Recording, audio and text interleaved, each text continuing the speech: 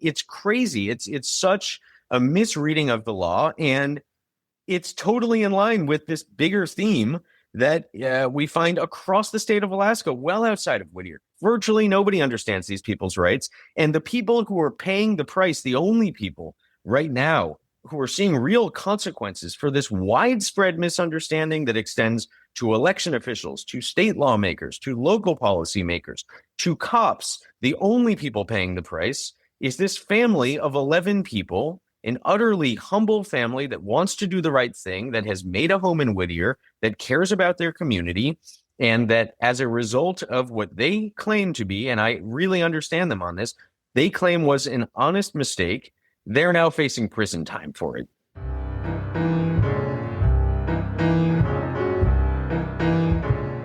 Welcome to the East Anchorage Book Club. I'm your host, Andrew Gray. The purpose of this podcast is to tell the stories of Alaskans of interest and importance. Today, our guest is Bolts Magazine journalist Alex Burness. We will be discussing his story from January 8th, 2026, Americans by Name, Punished for Believing It.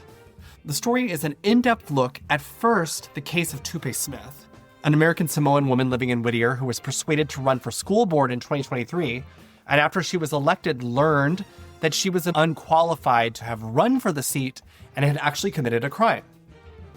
The story is also about the 10 other American Samoans living in Whittier who were charged with voter fraud. American Samoa is the only U.S. territory where residents are not automatically granted citizenship by being born on American soil, and instead are considered U.S. nationals. Paths to citizenship exist, such as naturalization, but that process can be expensive and cumbersome. All 11 American Samoans living in Whittier are charged with felonies and face up to 10 years in prison, even though, as you're about to hear, very few Alaskans understand American Samoan status.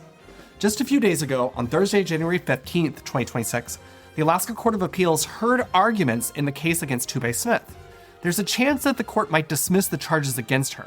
However, the state could then bring different charges, or the case could be appealed up to the Alaska Supreme Court. Alex Burness, welcome to the podcast. Thank you so much for having me. Tell us about your early life. Where did you grow up, and how did you decide to become a journalist?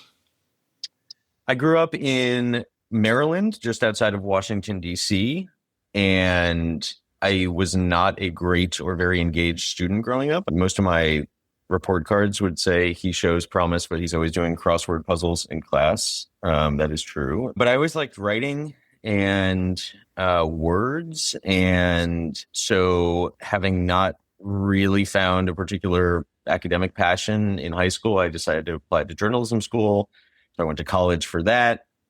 And then my senior year, in order to graduate, I needed an internship at a newsroom to satisfy the degree. And at that point, really wasn't sure what I was going to do with my life and wasn't thinking I'd be a journalist. But I went and worked at a local newspaper, the Boulder Daily Camera in Colorado, and basically instantly caught the bug, not just for journalism, but especially for local news and for covering things that aren't going to get covered well or at all in a lot of cases. So the localist of local stuff is what I'm into. And those are the holes that I want to help plug: city councils, planning board meetings, neighborhood stuff, the kinds of things that we're seeing at real risk of not being covered, not just risk, I should say, that aren't being covered in a lot of places increasingly. I mean, maybe you saw that the Pittsburgh Post-Gazette is about to close. This stuff is really real. And so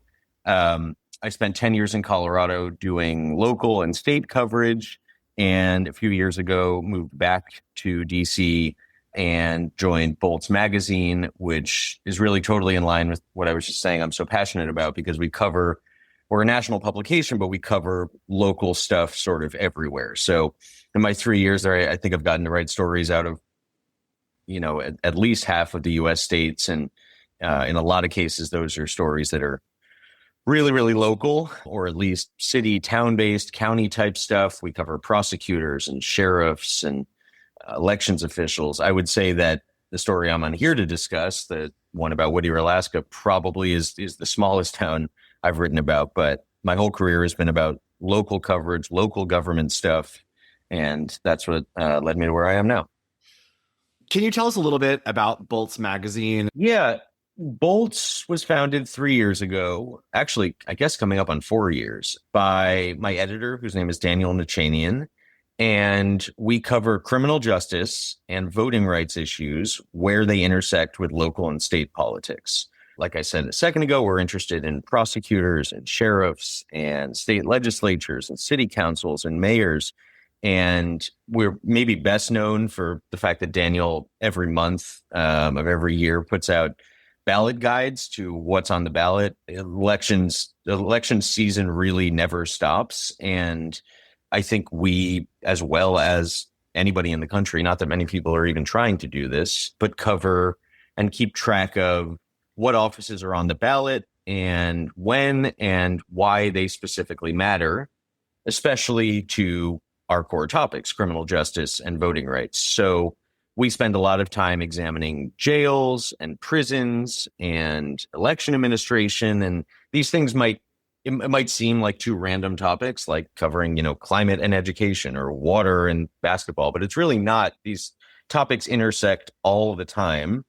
It's not to say that every story we write is a criminal justice and voting rights story, but there's a lot more overlap there than I think people might realize. I, in particular, spend a lot of my time at Bolts writing about felony disenfranchisement, voting rights, and the connection to the criminal justice system. People are in humongous numbers in so many parts of this country excluded from voting as a result of an interaction that they've had with the criminal justice system. And in some cases that drags on for literally decades. So I try to focus a lot of my work on how governments pick and choose voters, which led me to this Alaska story, which we'll talk about. But that's as good an example as I've found of a really firmly voting rights and criminal justice story. Like I said, these things really do overlap more than people may realize. I want to tell every reader out there, especially those who are interested in Alaska politics, that your article from January 8th, 2026, Americans by Name, Punished for Believing It, is absolutely essential reading. And I reread the entire piece just before we started talking. It took me about 45 minutes. I'm just, setting the bar for people. You need to allow yourself a block of time to read the piece. It is absolutely worth reading. I was going to have you just read a couple of paragraphs that basically explain to the listener the situation that American Samoans face. Sure. Okay, so reading from my story here, American Samoa is the only U.S. state or territory where people are born without automatic citizenship and without the right to vote in state, federal, and most local elections anywhere outside of American Samoa. Unlike people born in the other U.S. territories of Guam, the Northern Mariana Islands, Puerto Rico, and the U.S. Virgin Islands, American Samoans are classified simply as U.S. nationals, a sort of limbo state that acknowledges they are American by birth, but still denied the full rights and privileges of citizenship. Even though they pay taxes, owe allegiance by law to the United States, and can join or be drafted into the military. By the way, American Samoans have long served in and died for the U.S. military at exceptionally high rates. Non-citizen American Samoan nationals cannot register to vote, run for office, serve on juries, or hold any job requiring citizenship. Unless they can claim citizenship through a parent or grandparent, American Samoan nationals must apply for citizenship as though they were immigrants. That process can be costly, confusing, and long. As non-citizen nationals, they exist in a formal underclass of democracy that precludes them from, for one, running for a local school board. And that kind of launches like the initial case that drew attention to this, which was the woman in Whittier who ran and won a school board seat, and then was found that because she had been born in American Samoa, that she not only couldn't run for school board, but she couldn't vote at all. So talking about Tupe Smith, I guess, can you talk a little bit about her case? Sure. Yeah, I mean, the unique underclass of democracy that I talked about a second ago that American Samoan nationals, non-citizen nationals occupy sounds simple enough. You're not a citizen, so if you move to from American Samoa, as many on the islands do, to the mainland US, you do not have the same rights that somebody else would have. So if I move from Puerto Rico to Kansas, for example, I can register to vote and I can eventually run for office. And if I move from, New York to California or Alaska to Maine or whatever it might be, literally any combination you can come up with of two places within the United States of the states and territories, except for this one place, American Samoa. It sounds simple enough, but the fine print of that arrangement is really not well understood by many people. I would actually say very, very few people understand that. You probably know this serving in the Alaska legislature, but most lawmakers even don't really understand what's going on here and what makes somebody a national and what it means to be a national. And among the many people who generally misunderstand this are a lot of American Samoans themselves, who have a range of understandings that can go from, I don't think I can vote in presidential elections, but I can vote in local ones, or I don't think I can vote at all for anything, so I'm going to stay out of it, or anything sort of you can imagine. I've talked to literally dozens of people for this story and found that everyone has a kind of different understanding of the rights of non-citizen nationals and lack thereof. So Tupe Smith is one of these people who kind of understands her situation, but not really. And she moves to Alaska in 2017 after living in California for a bit, but she grew up in American Samoa. She has a young son and becomes active in volunteering at the local school in Whittier. She's doing a lot of cooking. She reads to kids. She is a native speaker of Samoan, like a bunch of the kids in the school, which has a lot of Samoan students. And so she was really valuable, not just for giving her time and her cooking skills, but she could talk to these kids in their language and help translate and help work with them on reading and other school materials. So she's like a fixture at this local tiny school in this tiny town of Whittier, though I guess for Alaska, maybe Whittier doesn't pass for tiny exactly, but at least small. And a couple of the teachers at the school over a period of years are saying to her, you should run for the local school board. And this is a town of about 300 people. Local elections there are decided by like very few votes. So, I mean, it really is one of those places where every vote counts. And there isn't some large candidate pool. Tupe made a lot of sense as a school board candidate. You're in the school all the time. You care about these kids and these issues. Why don't you run? We need somebody from this town to run. She doesn't really want to. She thinks about filing to run for a couple years. She doesn't. Finally, she feels like, okay, well, I have the time to do it and the motivation. She files to run again at the urging of other people. Nobody in the town administration says to her, wait, you're not eligible to run. So she goes through with it. Nobody else files to run because, again, there's not a big candidate pool there. She wins unopposed with about 100 votes. And the next month, the cops show up at her door and they say, you're not eligible to run. You're not eligible to have even registered to vote in the first place. And they handcuff her in front of her kids. They drag her to a jail north of Anchorage where she is strip searched and locked alone in a room where she just sobs, thinking, what did I do wrong exactly? I mean, she had no idea, to hear her tell it anyway, that she was breaking any law. And I got to say, having spent quite a lot of time with her and the family, I really believe her on that. There are so many people who just don't understand the laws here, the voting laws, including cops in Alaska, including state lawmakers, including the town election administrators. Officials. I mean, I think that's the important thing. And I think you quote Tafili Sanoa Toliafoa, who is the president of the Pacific Community of Alaska. She reached out to election officials to just clarify, could American Samoans vote in local and state elections? They understood they couldn't vote for president, but could they vote in these state and local elections? And as she's testified on the record in the legislature, that she was told that they didn't know, and she was kind of referred back and forth between Anchorage's election office and the state election office. And it was very difficult to get a clear answer a few years ago from the Division of Elections themselves. And so around the time that Tube Smith's case was happening, and then the other folks who were charged with voting illegally in Whittier, there was lack of clear information from the divisions of elections about folks asking, can I vote? And one thing I want to point out that's not in your piece, but that has come up in the legislature that I think people need to remember is that let's say that you were 5 years old when you left American Samoa and came to Alaska. You were born in American Samoa. You cannot vote. But if you get to Alaska and your little sister is born here, your little sister is going to be able to vote, and you're not. That your little sister is born in the United States proper. Therefore, she is granted birthright citizenship based on her birth.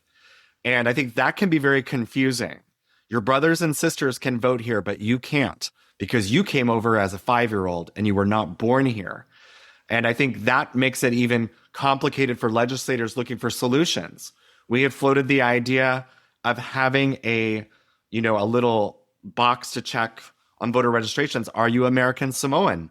But that's confusing because a child born to American Samoans in Alaska is going to consider themselves American Samoan, and they have the right to vote here. So I think that's another little layer of complication that people need to understand.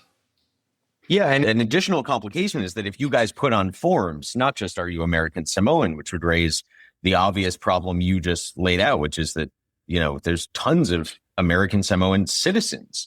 Even if you put a box that said, are you a U.S. national? Well, that gets confusing too, because all of us in this country are U.S. nationals. We're also just citizens on top of that.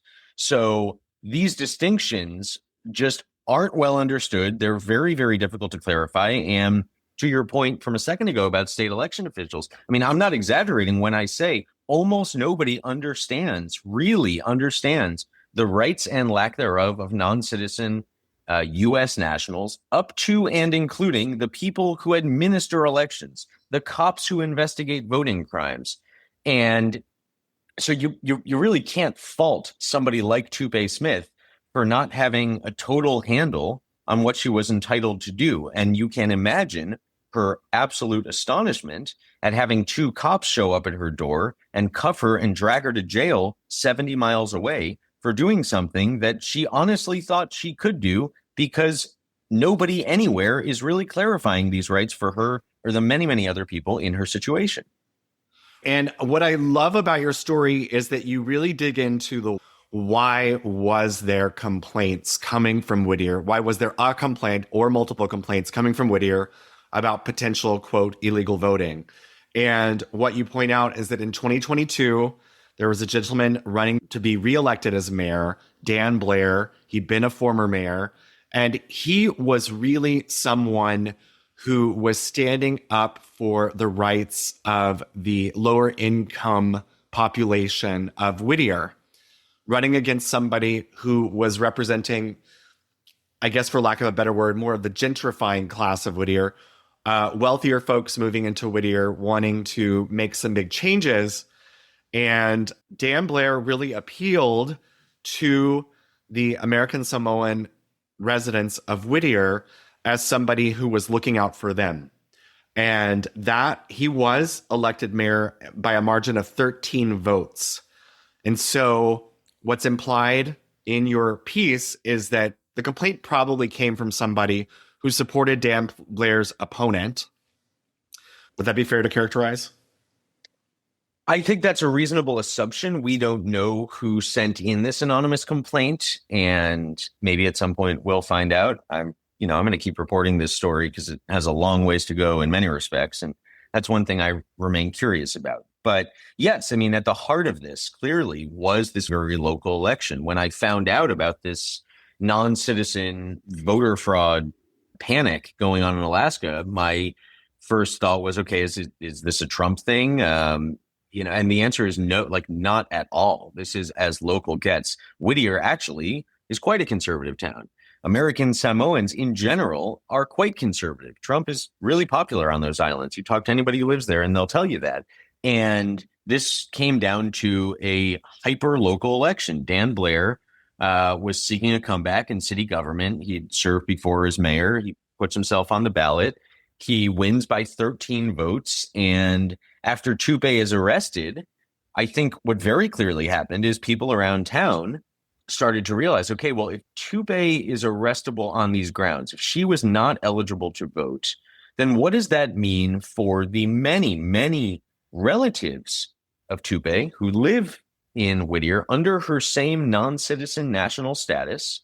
What does that mean for their participation in previous city elections? Because a lot of people in Whittier, and by the way, throughout Alaska, which we can get to in a second, but a lot of people in Whittier are or have been similarly confused about their own rights. So Dan Blair wins by 13 votes in an election where well over 13 American Samoans supported him.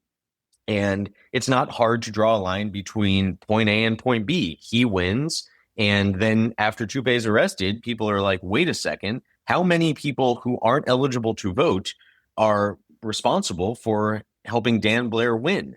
So I think we don't know who exactly made the phone call or sent in the note to the state saying, you got to check this out. But it was obviously somebody in Whittier, and it obviously followed the revelation, the town-wide revelation, that city politics and government there had been shaped, for better or worse, for years by the participation of a large segment of the electorate in this town that it turns out wasn't eligible to vote in the first place. I'm glad you brought up the Trump issue because I think it does apply. And I think that it's no coincidence that the test cases coming out of Whittier, again, where I'm going to characterize Dan Blair as being a non-Trump aligned mayoral candidate. In Anchorage in 2022, we had our own mayoral election happening. The two big candidates was Dave Bronson, a Trump-aligned far-right figure, running against progressive Democrat Forrest Dunbar. Dave Bronson won that election by about 1,000 votes. And this is Anchorage, so we're talking about a completely different scale of votes than Whittier. 100,000 votes cast, basically. I mean, I might get that figure wrong, but a lot of votes. Mm-hmm. But here's the thing. Bronson actively campaigned in the Samoan community. And when he was elected by this very narrow margin, he appointed Junior Almavaye, who is a hero in the Samoan community, who, had played pro football, as Anchorage's chief equity officer. And then when President Trump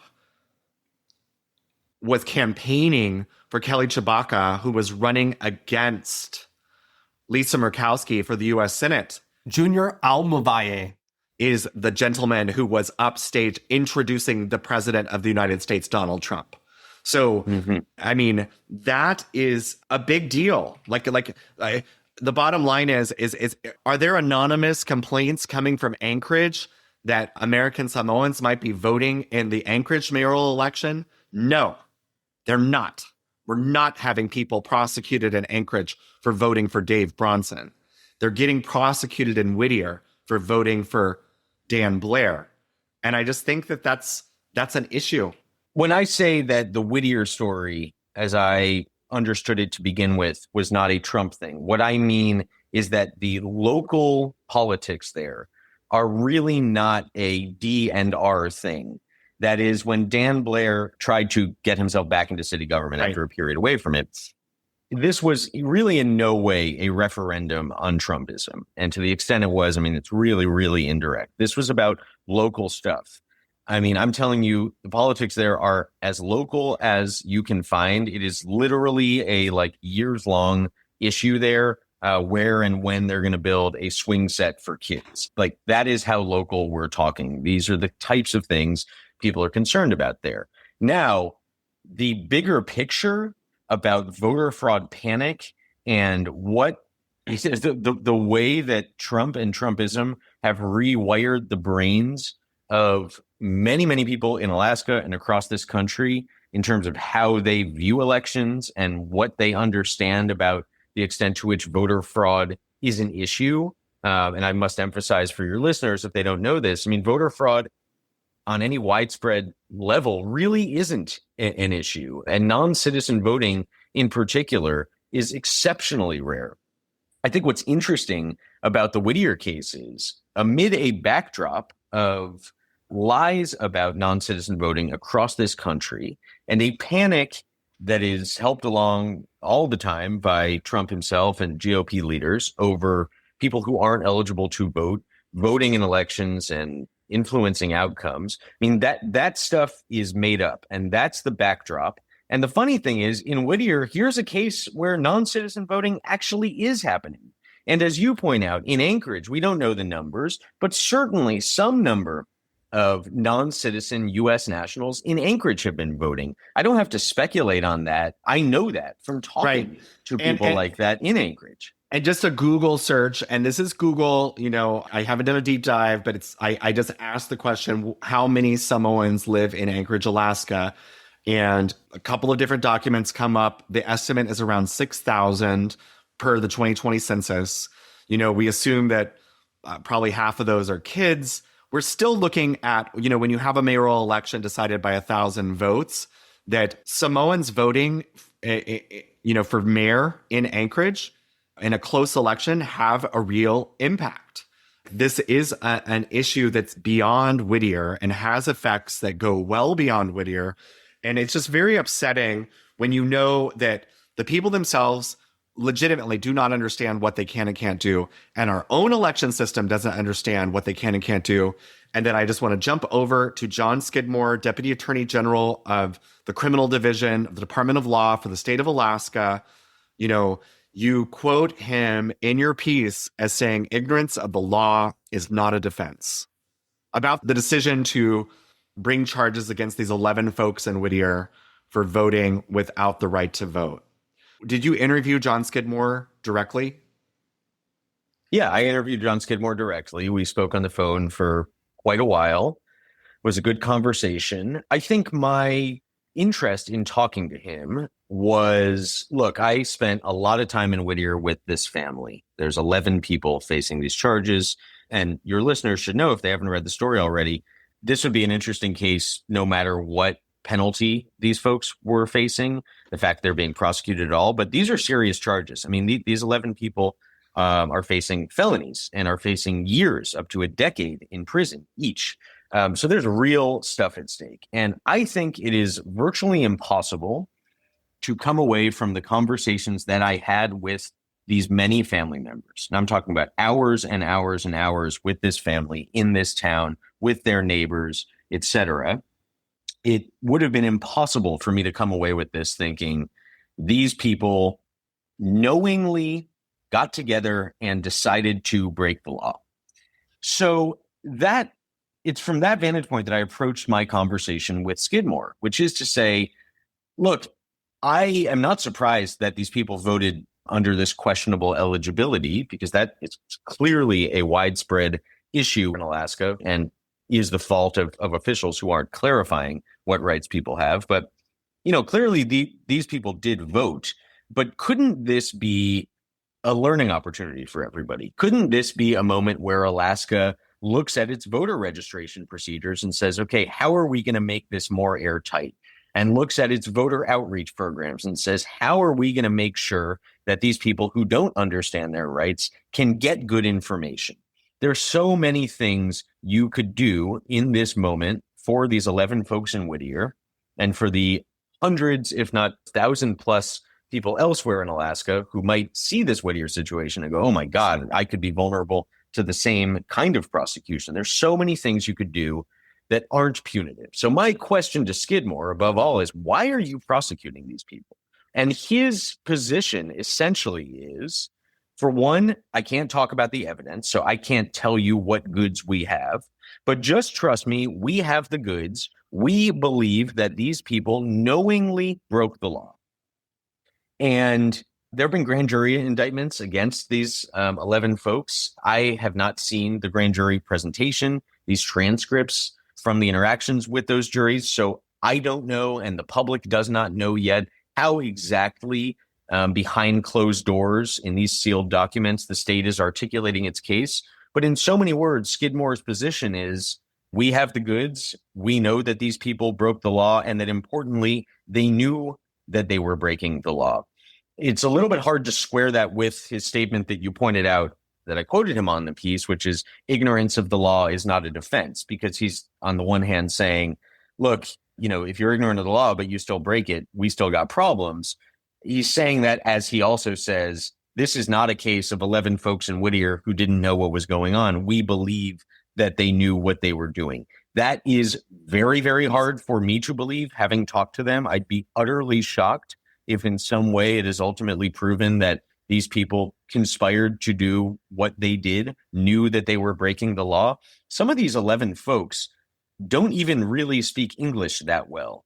A lot of these folks don't really understand the rights that they have and the rights that they don't have and what being a national even means.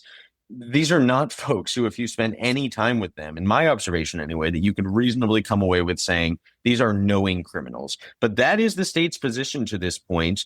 And like I said, the stakes are exceptionally high. This is not merely a moment for us as journalists and readers to reflect and say, that's interesting. And, what do we take away from this? And how can Alaska do better in the future? People are facing real prison time. And if the state was going to drop the charges, I'm guessing they would have done that by now. I mean, they just recently secured grand jury indictments, and we could be going to trial in some of these cases at some point. So, well, I want to jump to that really quick. So, didn't the state offer them plea agreements? And you covered a church service where there was a lot of speaking about the plea agreements, where they decided that they would not take the plea. Can you spell out what the plea offer was and why they decided not to take it? Yeah. So as a lot of your listeners are going to know already, the vast majority of cases in the criminal legal system are resolved through plea agreements, and very, very few end up going to trial. And so it's no surprise that they were offered this in these cases. The offers for the folks kind of varied by person. There were two different types of deals that people were offered. But the long and short of it was going to be a way for these folks to avoid incarceration, and to potentially even have their records wiped clean if they did not reoffend for a period of a year. It is really hard for a lot of criminal defendants to understand what they're up against and to advocate for themselves and to afford representation. I mean, all these people are represented by a public defender. There's a national law firm that's gotten involved in a big way too, but these are not resourced folks. Like I said, I mean, the whole reason we're in this problem to begin with is because they didn't understand their rights. They certainly don't understand well the court process, and you definitely can't blame them for that. So they're offered these plea deals, which in some ways seem kind of attractive. They maintain, we didn't know we were doing anything wrong. We didn't mean to break the law. They think it's unfair that they're being charged with all these felonies to begin with. But hey, the state's offering us an exit ramp where if we don't reoffend, and by the way, none of these people have criminal histories. It's, the risk of reoffense is exceptionally low in my estimation anyway. We can move past this.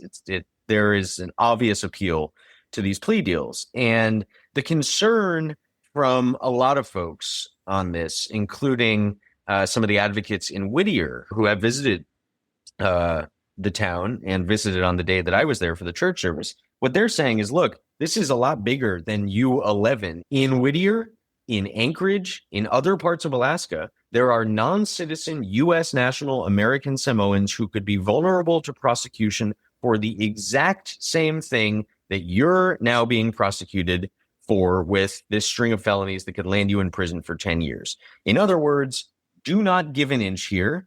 We do not want the state to be able to claim any measure of victory and to be able to say, look, we went out and found non-citizen voting and we punished it, and these people pled guilty, and we proved that there's a problem here. There's a lot of advocates who are saying you need to stand strong here because we do not want to set a precedent in Alaska. And when I was in town talking to the advocates, talking to the people who are actually facing charges, this was what the conversation was about. Do we take these plea deals as an exit ramp to avoid incarceration and just put this miserable mess behind us? Or do we stand strong and fight the charges because they're unjust and we believe we'll ultimately win, and we do not want the state to be able to claim some victory? And ultimately, this family has decided on the latter path. It's a courageous and certainly somewhat risky decision that they've made. But none of the folks who are charged in Whittier have taken these plea deals, and all of their cases are still pending now. I don't know where they go from here, and certainly having declined the plea offers, there's definitely a non-zero chance that some of them could wind up incarcerated as a result. So it's very, very scary. It's very confusing for them. It's very traumatizing already. I mean, even if the charges were dropped today, which I don't predict they will be, a lot of damage has been done in terms of trauma inflicted on this family and on this community, but they are standing strong and really trying not to give an inch. Well, I want to bounce back again to your conversations with Deputy Attorney General John Skidmore. When you, in one section of your article, talk about the initial interviews with law enforcement and some of the folks, you relayed a conversation where a law enforcement officer himself gets confused by the fact that these folks have U.S. passports and is kind of like, well, they can vote in local elections, right? And the other officer with him is like, no, that's why we're here. And you ask Skidmore about that, and you quote Skidmore as saying, the fact that law enforcement might tell someone something that's inaccurate does not impact our opinion. Like, you have a law enforcement officer in front of you telling the person, yeah, I kind of agree with you. You can vote, right? It's just insanity that John Skidmore is going to say, yeah, ignorance is not a defense, and law enforcement telling you can do something when you actually can't is also not a defense. Yeah, I mean, it's really interesting to point out because he's saying this family, even if they're saying they're ignorant, that's not a defense. I mean, the very law enforcement officers who are investigating this case were themselves ignorant in many ways. And the exchange that you just brought up during the interview of Tube Smith's husband, Mike Pesse, I thought that exchange was stunning, remarkable. Imagine, just for example, that you have robbed a bank or you're accused of robbing a bank, and two cops come to your door and one of them says, it's funny, I actually thought you could legally rob a bank. And, the other one says, well, hey, you can't rob this bank, but I think that you can legally rob the bank down the street. That's what's going on here. One of the cops says to Mike Pesse, I thought American Samoans could vote. I thought that they were citizens. Well, they're not. He fundamentally misunderstood the whole reason that they were there. And then an hour, 52 minutes into the interrogation of Mike Pesse, they're going back and forth on this issue and this case.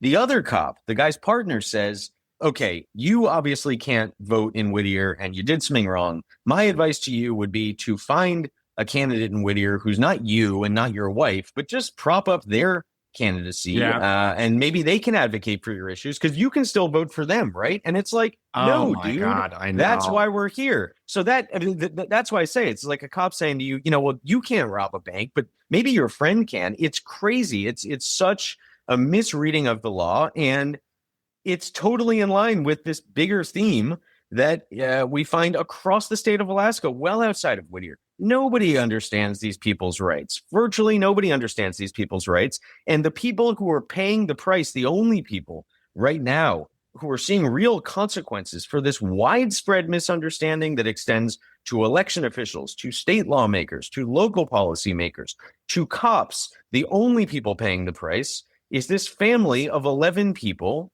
an utterly humble family that wants to do the right thing, that has made a home in Whittier, that cares about their community, and that as a result of what they claim to be, and I really understand them on this, they claim was an honest mistake, they're now facing prison time for it. These are the people who have consequences. And everybody else, including the cops who investigated the case, who do not understand the law themselves, everybody else is running free. So I want to quote John Skidmore one last time because I think it takes us to a broader discussion of how this not only affects Alaska, but really the whole country. John Skidmore, I'm quoting from your article, went so far as to say his office has an obligation to prosecute this case in order to demonstrate to the public, quote, that our elections are held in a way that the citizens can trust. Otherwise, we end up with violence. And that's the worst thing for all of us in a democracy. I think when people don't trust elections, when they don't trust what's going on, then they have a tendency to lash out, end quote. So he's essentially saying that the only way we can keep our elections secure is to prosecute cases like this. This is the only way to know that our elections are safe. And thank you for quoting me in your article. This is where I kind of got quoted, as I said that I feel all along that this whole case is about contributing to some sort of narrative that elections are rigged because we know that folks who shouldn't vote are voting. And it just makes me so angry that they're making this a poster child for election fraud when it's so clear that this is a handful of votes for people who are honestly confused by a system that is extraordinarily confusing for everyone involved. Yeah, I mean, repeating myself here, but to the extent that you're concerned about election security in Alaska, and if you're going to make this statement that, it's really important that people trust elections because otherwise people lash out and democracy falls apart and all that. I mean, to the extent that Alaska's election system was vulnerable and maybe is vulnerable to fraud, that is the fault clearly of Alaska itself, which, to repeat myself, has never been clear on this, has been registering people who aren't eligible to vote, in some cases automatically, has been sending them voter registration cards. You got politicians in Alaska who, because of this widespread confusion, don't understand the law, are going out holding campaign events, probably soliciting votes from people who aren't eligible to vote. I mean, nobody has any idea what's going on. So to the extent that Alaska's election system was vulnerable to fraud, and it's important for officials to really tighten things up, to demonstrate to the populace, we're taking care of this, you can trust election results. I mean, there's so many ways that the state could look in the mirror and say, what could we do to make this better for the affected voters and for the people who run elections and for the cops who investigate election crimes? And the state has declined to take any of these potential steps in terms of improving public education or training or clarifying its forms or whatever it might be. And they keep the punishment on this family. In a lot of ways, I think to a lot of people who read this story, it'll feel completely backwards. And that's certainly how it feels to the family. Well, one thing that you don't bring up in the story, and it makes sense because you're writing for a national audience, not for an Alaska audience, but we have something that no other state has, and that is the permanent fund dividend, which all Alaskans are entitled to if you've lived here for a calendar year.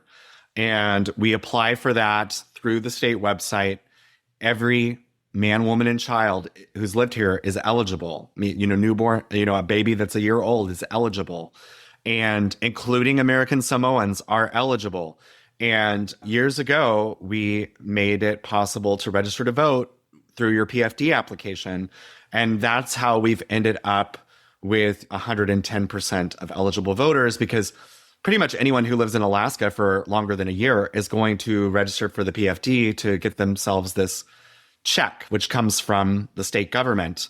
And can I add on that? Because the PFD thing is really important. I mean, I said at the top of this that the distinction between a non-citizen national and a citizen sounds simple enough. It sounds like the sort of thing that's like, well, I don't know, why don't cops and lawmakers and the actual affected people just understand if you're a citizen, you can do this. If you're a national, you can do that. Imagine you live in Alaska and you're told, hey, welcome to Alaska. You're a U.S. national from American Samoa. You are eligible for all of these benefits. You can go ahead and sign up for the PFD. But then if you want to go vote, well, there's this whole separate set of laws. It's really confusing to people, right? And they don't want to misstep. And I know for a fact there are people who don't even apply for the PFD because they're so freaked out about interacting with government and saying, yeah, they're wondering if they're even eligible. I mean, I met American Samoans in that very situation. It's incredibly easy to see how somebody could get tripped up in a state where you're entitled to this thing, but not to this thing, and to the PFD, but not to vote. And you can get food stamps. It's like, it's mind-boggling. And, how could you possibly fault somebody for tripping up a little bit about that? Much less, how could you seek 10 years in prison for them? It's wild. And I feel like we've got to end by talking about the ballot measure moving forward, sponsored in part by John Coghill, former Republican majority leader of the Alaska House and Senate, who is basically sponsoring this ballot measure to make it illegal for non-citizens to vote, even though it's already illegal for non-citizens to vote. It's just, I mean, can you talk a little bit about that and why he's doing it, especially when in the story, he admits that he didn't know anything about this American Samoan thing till recently? Yeah, I mean, this is where this very local story and this very Alaska story is one of the places that it gets quite national, because this is very much in vogue right now among Republicans across the country, running ballot measures and or constitutional amendments to formally ban non-citizen voting, even though you can't vote as a citizen anywhere in this country except for a handful of municipalities that have legalized non-citizen voting in local elections. So, for example, I live in DC, right near me in Tacoma Park, Maryland. If you're a non-citizen, you can participate in certain local elections. But let's set aside this handful of towns, Burlington, Vermont, Tacoma Park, Maryland, et cetera, that allow this. Effectively, nowhere in the country can you vote as a non-citizen. But in the Trump era, Republicans all over the country are placing on ballots measures and constitutional amendments to clarify that you can't vote if you're a non-citizen. That's what's going on in Alaska. They're just the latest to join the party. I don't think John Coggill or other folks I interviewed for the story would articulate it this way. I mean, nobody said to me, we're just kind of following the party line here, but the trend is unmistakable, and it's not coincidental that Alaska is going to do this ballot measure now. The ballot measure, assuming it qualifies for the ballot, which we should find out later this month, the organizers are pretty confident it's going to qualify. That measure would take existing Alaska state law, which says you can vote under these circumstances. You know, if you're 18 and you've lived here for X number of days and you've registered in time for the election, and so on, you know, it says we're going to take that language and clarify that you can only vote in Alaska elections if you meet those qualifications. In a lot of ways, it's like a big nothing. I would be shocked if this ballot measure passes and it really changes very much at all in Alaska. But this is what it doesn't. But I mean, I guess if you're me and you're somebody who sees this big issue with the American Samoan issue, which I just want to point out for folks, Alaska has the second highest number of American Samoans of any other state. Hawaii is the only state that has more. So, you know, we should care about this issue because these are our people. These are Alaskans. So what I would love to do is to amend the language in their proposed ballot measure to say that someone may vote in Alaska if they are a U.S. citizen or U.S. national. I would love to add U.S. national in there to allow American Samoans to vote in local and state elections. These folks have American passports. They live in Alaska, pay taxes. Many of them graduated from high school here. The idea that they can't vote for mayor or for their state legislator is absurd. The fact that they can't run for those offices is absurd.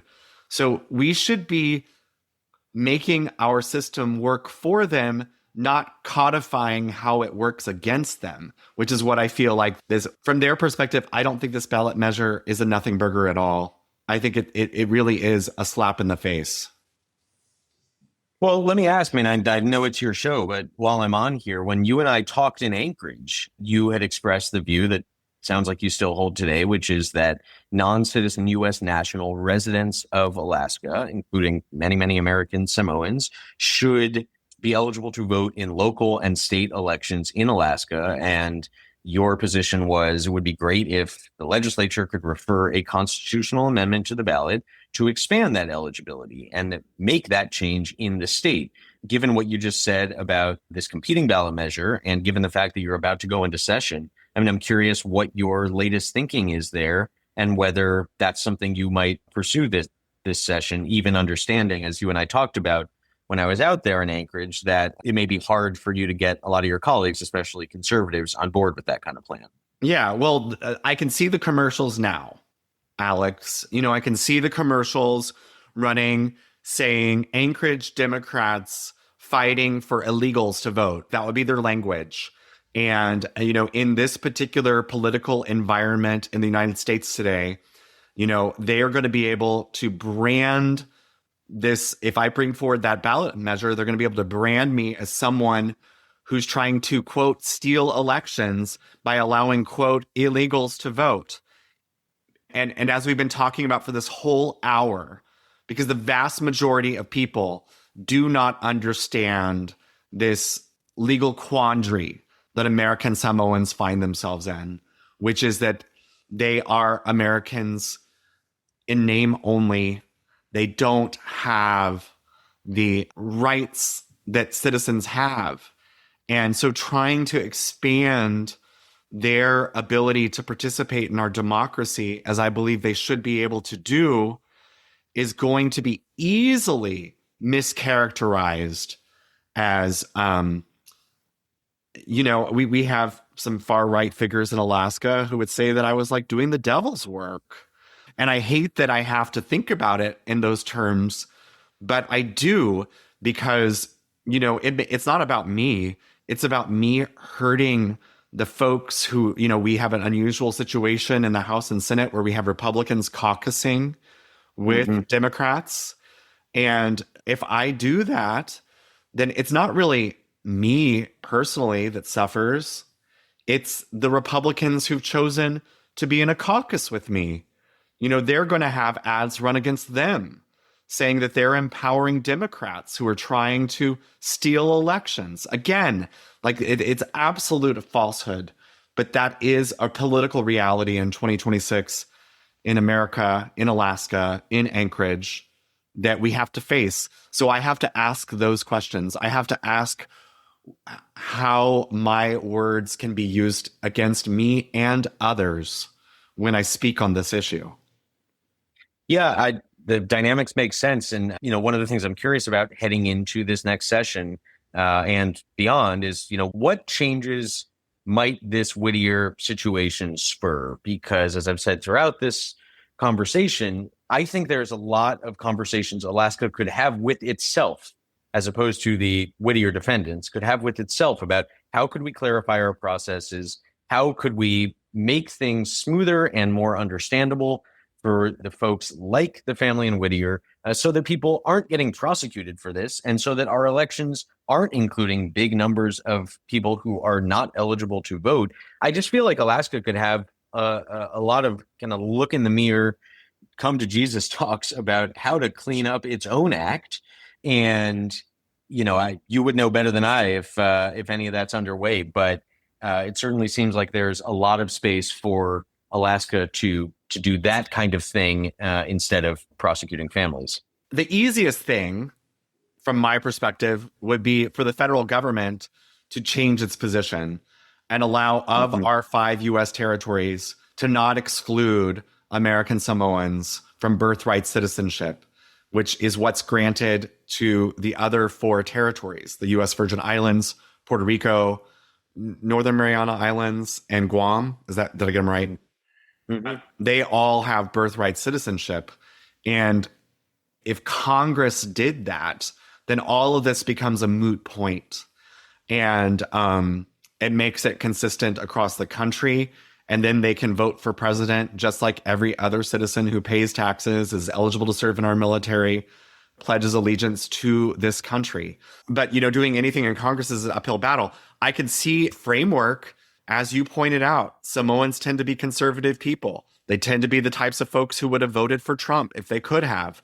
So it seems like maybe if the Alaska delegation was able to champion a measure to do this, and it was sold to President Donald Trump as a way to gain more conservative votes across the country, maybe he would sign it into law. Maybe we could make that change.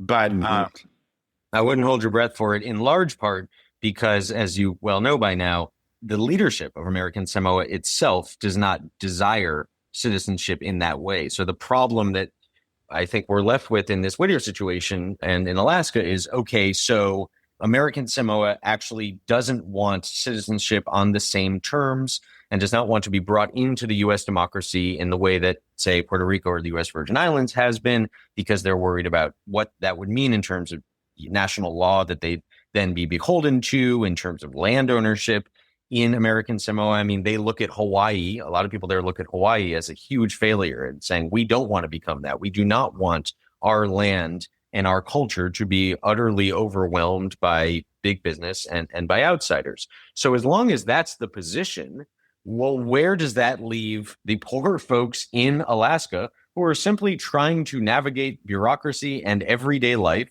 who want to apply for the PFD and want to participate in their local communities and are interested in local politics, but don't really know if they can run? I mean, it's just confusing all around.